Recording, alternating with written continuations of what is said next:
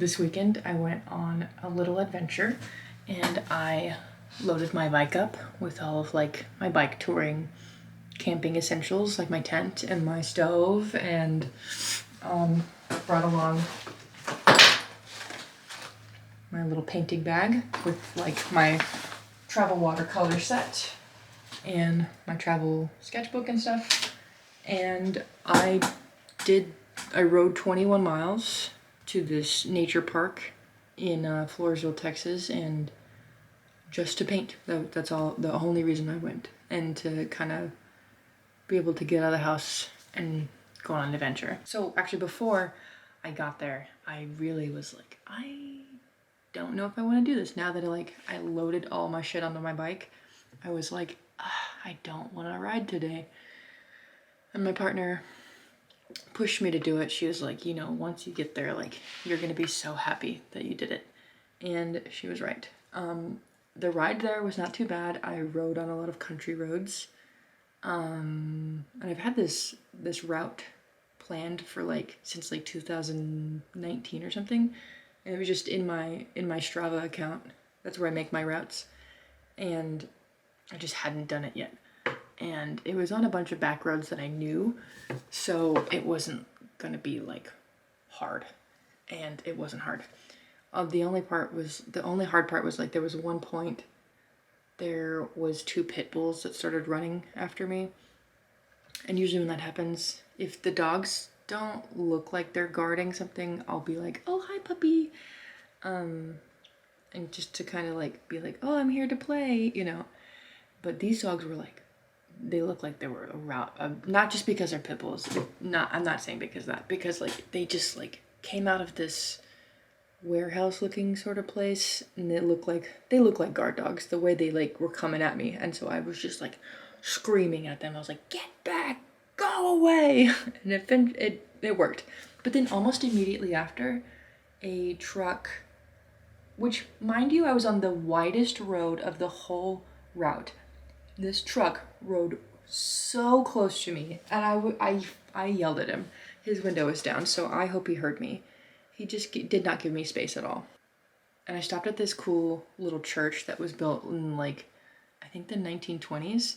And I'd seen a bunch of other people locally go to this same camp at the same park that I was going to, and they always stopped at this church. And so I made it a point for my route to go to this church, and it was very cool. I'm used to staying at campsites where you show up and there's a little office and you check in with your reservation, which I already had, and then go to your campsite so they know you're there. And when I showed up, there wasn't an office or anything. There was a camp host, but I didn't want to just knock on the RV door and what if they were taking a nap, or what if they weren't in there? I didn't want to look like an idiot. And so I kind of rode around a little bit and I was like, what do I do?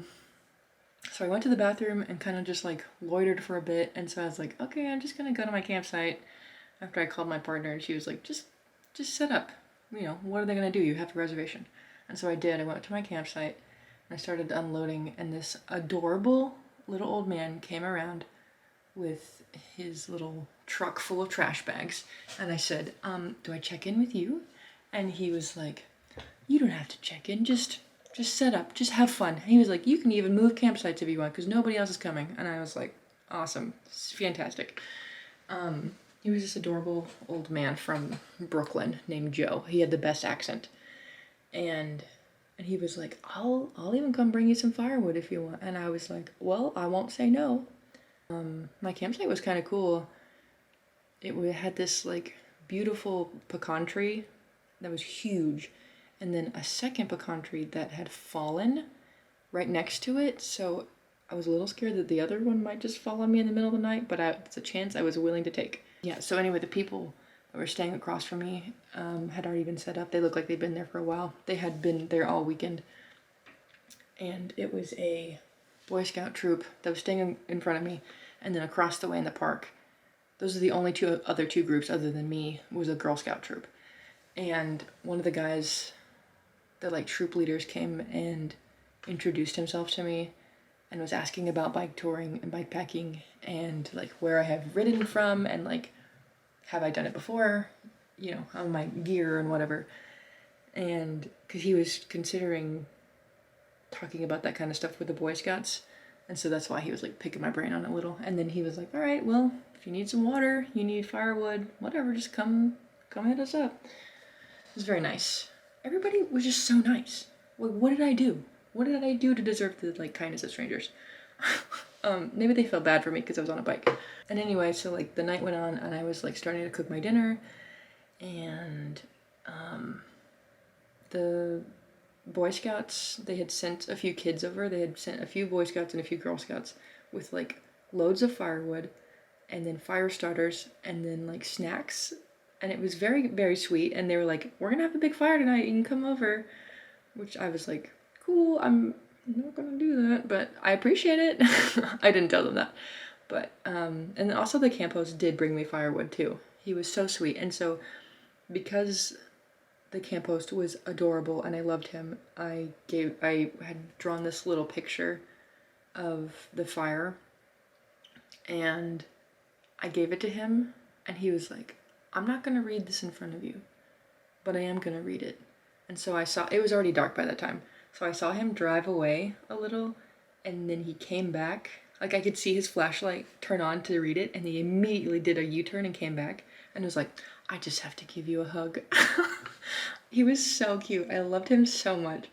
And he was saying that he has a recumbent bike and he rides like 75 miles, and he'll bring a whole 18 pack of beer and bologna sandwiches for the ride. That's all he consumes the whole ride. He is my ideal man. But anyway, the night was great. I wasn't expecting to having a rip-roaring fire. I was just gonna gather some twigs and like cook my dinner on a little camp stove, but it totally worked out. The kindness of strangers is amazing. And it totally restored my faith in humanity this weekend. So I sat by the fire and I drew that tree, painted that tree with my little travel watercolor set and my sketchbook, and kind of journaled the night just because it was such a nice night. I was like, I have to put this whole story down with the drawing. And I have some shots of it, but I will show it again.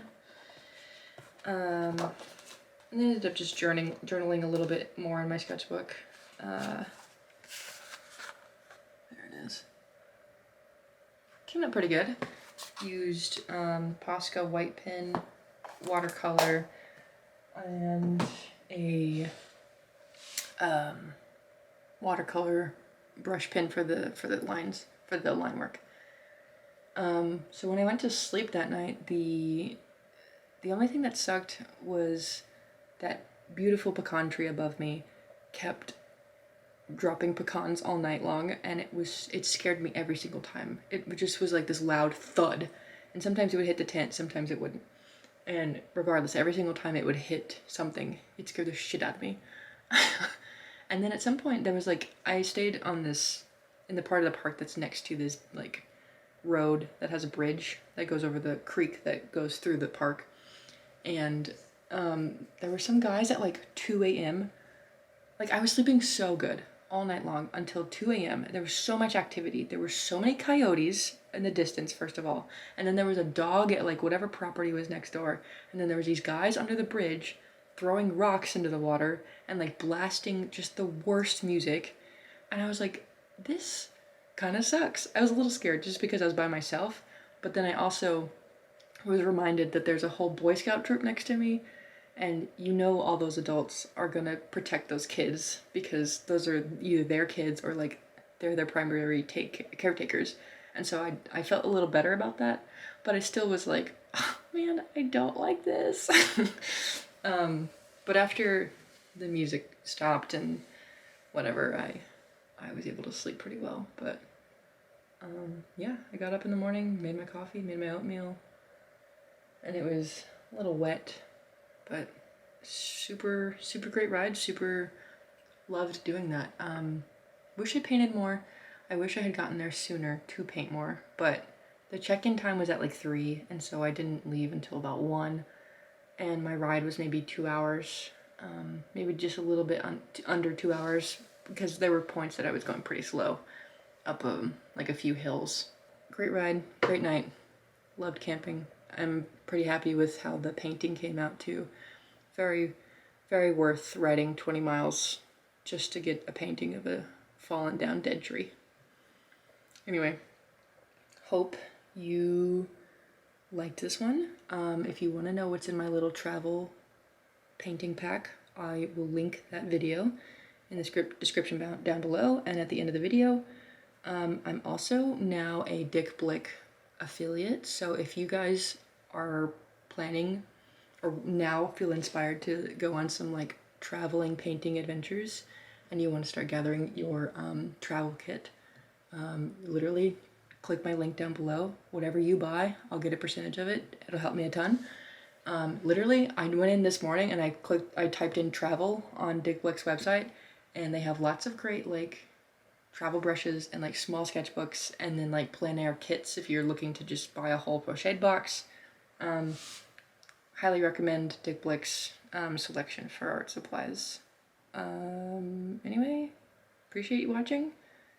Hope you're having a good holiday week. Like and subscribe or whatever.